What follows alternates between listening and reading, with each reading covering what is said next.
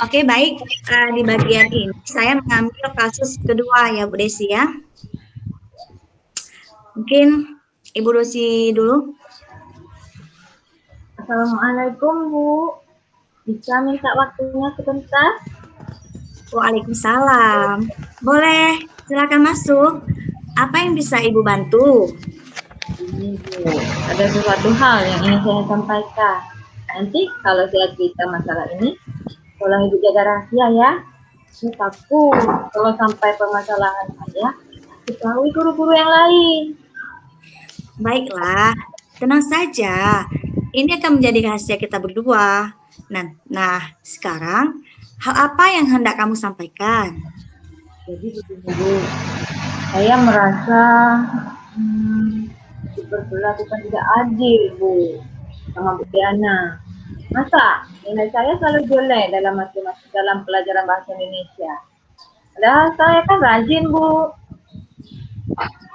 Setelah kamu ceritakan masalahmu nanti, apa yang ingin kamu capai?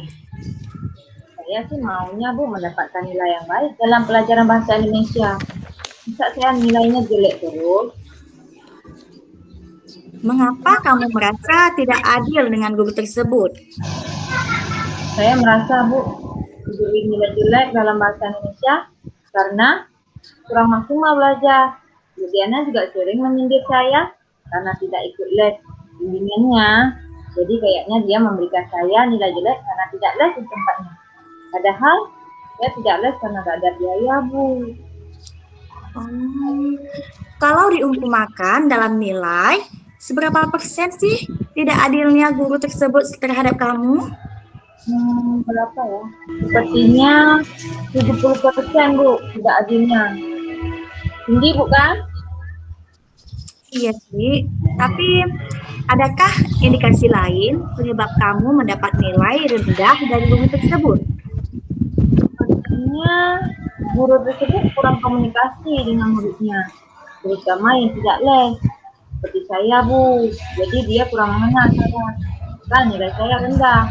Padahal saya Bu, tak bodoh-bodoh amat. Saya rajin loh Bu. Adakah ada hal lainnya lagi? Nah, saya lemah dalam menulis Bu. Kalau ada tugas, saya harus namanya waktu untuk menyelesaikannya. Jadi, mengirimkan tugas agak terlambat. Dari hal-hal yang kamu sebutkan tadi, kira-kira solusi apa yang kamu pikirkan? Kalau saya sih maunya mau bertemu dengan Diana untuk berbicara langsung tentang keluh saya ini. Mungkin beliau bisa memberikan saya jalan keluar yang baik. Dan juga saya harus memperbanyak membaca berbagai macam bacaan agar lebih mudah dalam menulis teks Bu. Ya, jadi dari solusi yang kamu pikirkan tadi, aksi apa yang akan kamu lakukan? Kayaknya saya akan mulai bertemu Bu Diana Bu.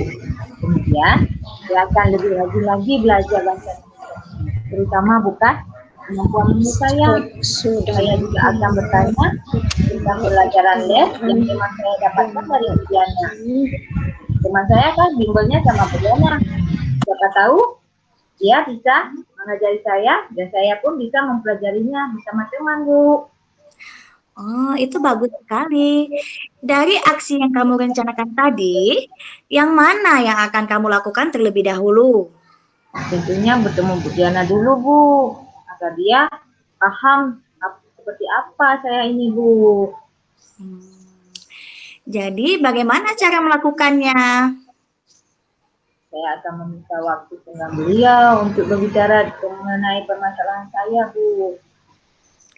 Kapan waktu yang akan kamu pilih untuk bertemu dengan beliau? Kira-kira kapan ya Bu ya? Sepertinya saat jam istirahat Bu, mungkin kalau beliau punya waktu. Iya boleh. Itu. Nah, selanjutnya apa sih ukuran keberhasilan dari rencana aksi kamu itu?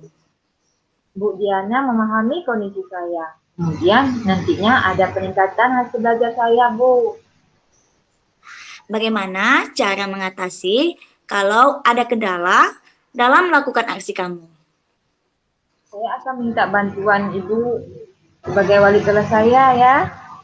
Boleh, dengan senang hati. Jadi, kalau ada permasalahan lagi, jangan segan-segan untuk menceritakan kepada saya.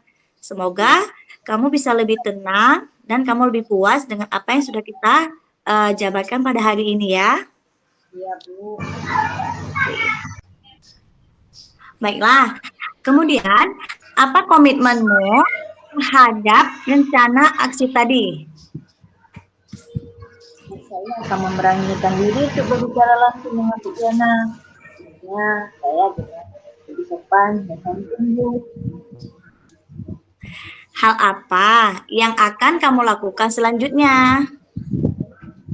Saya akan lebih giat belajar lagi, Bu. Saya merasa lega dan berbagi dan memecahkan masalah yang saya hadapi bersama Ibu. Terima kasih ya, Bu. Saya permisi masuk kelas dulu, Bu ya. Ya, sama-sama. Baik, silahkan. Ibu juga senang bisa membantu kamu. Dalam pengamatan saya tadi, Coach sudah dapat menyampaikan pesan-pesan yang membuat si koci itu mampu membangun permasalahan yang ada pada si koci. Kemudian Coach juga dalam mengidentifikasi dapat memberi pertanyaan-pertanyaan dan umpan balik yang mempengaruhi pada identifikasi potensi koci.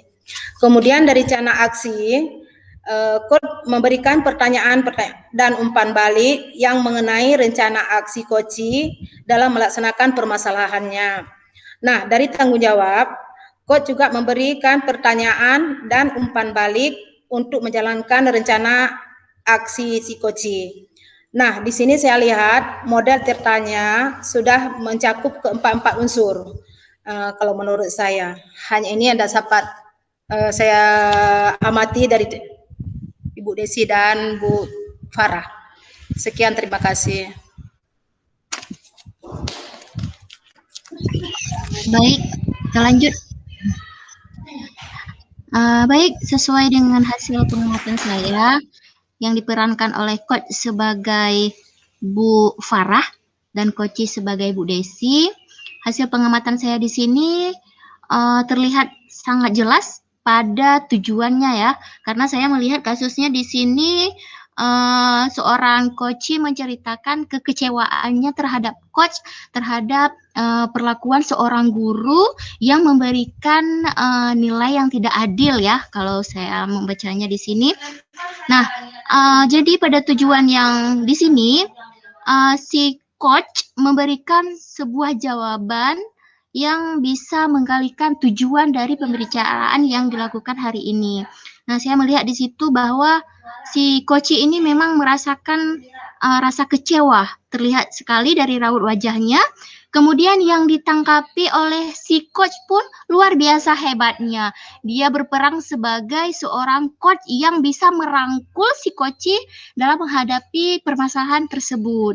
Nah, kemudian pada tahap identifikasi pun sangat cukup jelas ya, karena bisa membangunkan komunikasi yang sangat efektif, sehingga terjalinnya komunikasi yang sangat efektif lah antara si coach dengan si coachee. Kemudian pada tahap rencana aksi nyata tidak kalah luar biasanya, si coach memberikan sebuah pertanyaan yang dapat menggali potensi dalam si coach ini untuk bisa keluar dari masalah yang dihadapinya tersebut. Nah, kemudian pada tahap tanggung jawab, si coach pun menanyakan sebuah komitmen yang ingin dilakukan oleh si coach.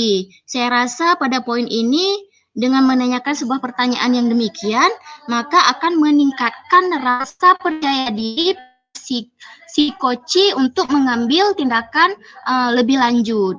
Saya rasa untuk langkah model kita sudah tercover semuanya. Demikian. Oke. Semua kasus sudah kita bahas. Apakah ada yang mau mencoba untuk menjadi coach pada kasus yang lain? Karena kita masih punya waktu.